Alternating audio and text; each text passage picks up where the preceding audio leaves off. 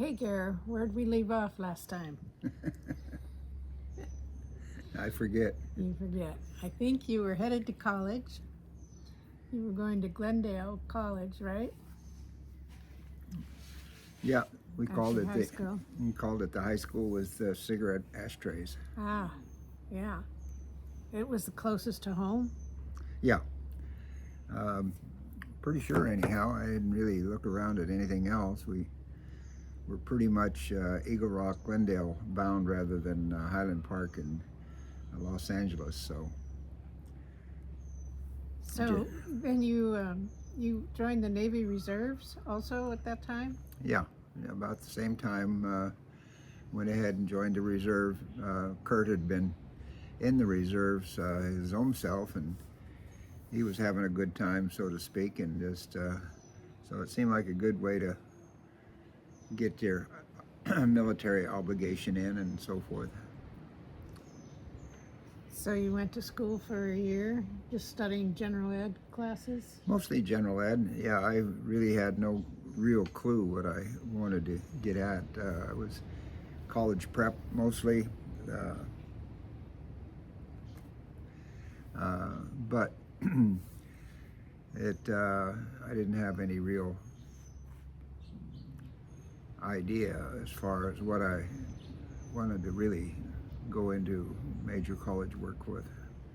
So you went for a year and then It was enlisted full time? Yeah, well, it was a year, and as part of the reserve obligation, you have to serve a portion of your reserve time, or as a reservist, you have to serve a portion of it as a active duty.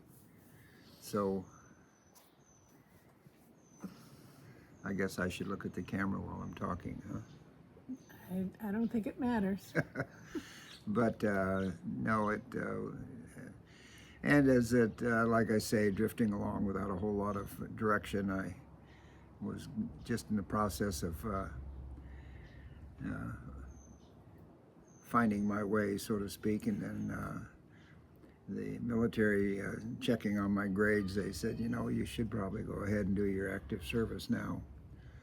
And so I went ahead and active duty then. Was Kurt in active duty by then also? No, his commitment that he'd signed up for was an 8-year reserve only. Oh. Yeah, there's all kinds of programs or contracts that you could get into.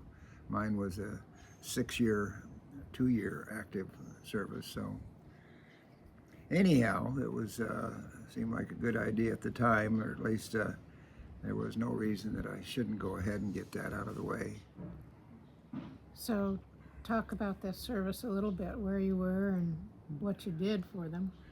Well, it was just a matter of course, I had been going to weekend meetings, or Saturday and Sunday meetings once a month, in the reserve place, and getting in most of the preliminary boot camp type things.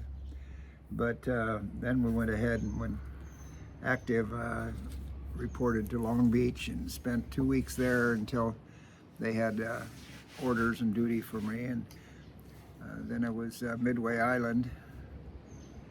We took an aircraft carrier out of Long Beach over to Hawaii, and then after a couple of days they put us on a military air transport and over to Midway Island for the year. And what'd you do when you were on Midway? Mostly nothing. Not a lot to do, I bet. Well, I was keeping busy. I mean, first I was signed in naturally all of the new recruits, and I was still only an apprentice. They have to spend a certain period of time in the mess hall before they assign you duty station. After a couple of weeks, it turns out the mess hall I got picked on was the small island, which was the communications island. It was there's 2 islands in the Midway Atoll, Sand Island, the big one, and eastern island, which was the small one. And the small island was pretty much restricted because that's where they were doing their long-range communications. Of course, now it's all satellite, but back then there was no such thing as satellites. And they had communication towers to keeping in touch. They were bouncing radio signals off the ionosphere and all kinds of good stuff.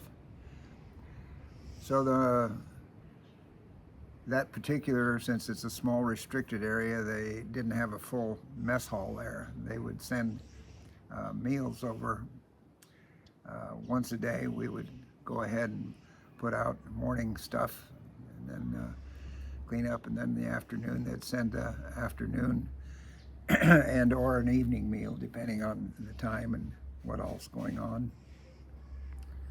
And that was about it. Ride the bicycle.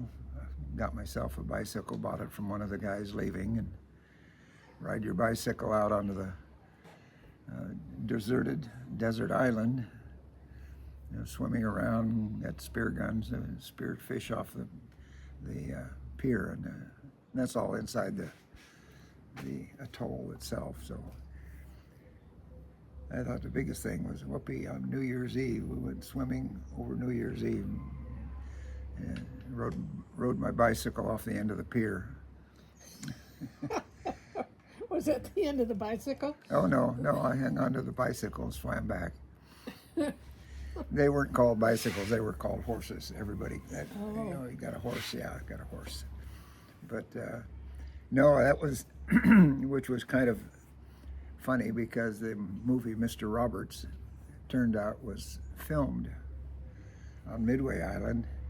Oh, I didn't know that. Yeah, and one of the scenes where they made landfall and so forth, or was filmed at Midway Island, the shore scenes. And the one scene where they were supposedly visiting this island and everybody was drunk and in trouble and everything else, and one of the guys stole a motorcycle in town and come riding off and rode it off the end of the pier. Well, I managed to duplicate that with my horse a number of times. Well, it must have been fun. Oh yeah, it was. It was. Was it a big drop? Oh no. Those are cargo piers, so they weren't like a big ocean, and there are piers in there naturally are inside the atoll, so there's really no waves or surf or storms or like that. But the cargo pier was probably maybe 10 feet above the water. That's all. And being out in the middle of the ocean, the tides were only a couple of feet a day, plus or minus, so there was really negligible. So you were there for a year. Almost a year. And then I got Astoria. Right. I had a 30-day leave back, and I had to report to Astoria. Came back, and Linda was the only person that wrote to me on a regular basis, and we hit it off right away. And of course, she had been a friend, quote unquote.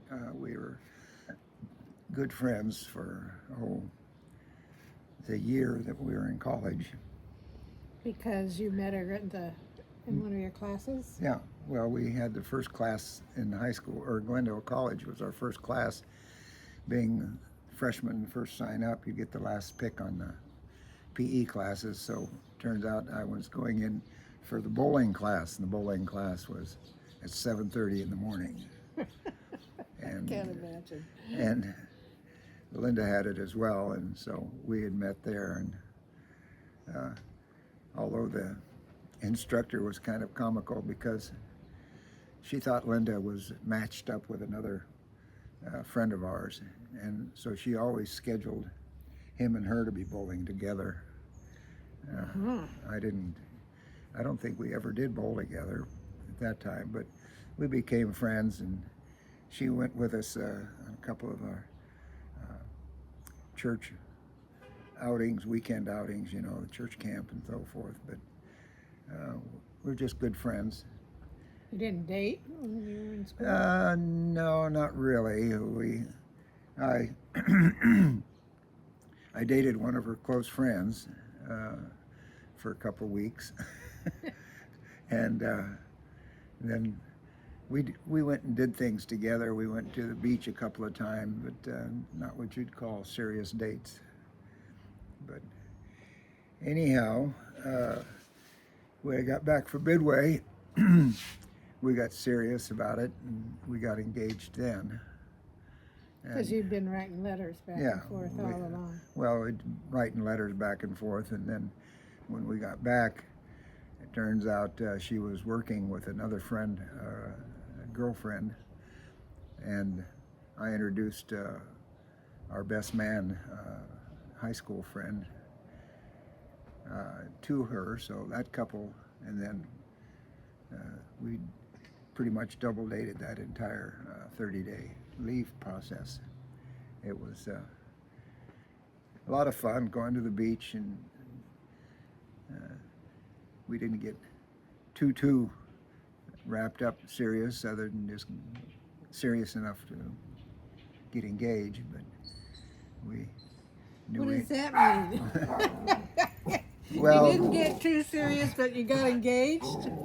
Well, I meant as far as laying out details and where we're buying a house and or finding a place to live and things like that, because I knew I had another year on service up in Oregon, and she wasn't going to go up there with me. Yeah.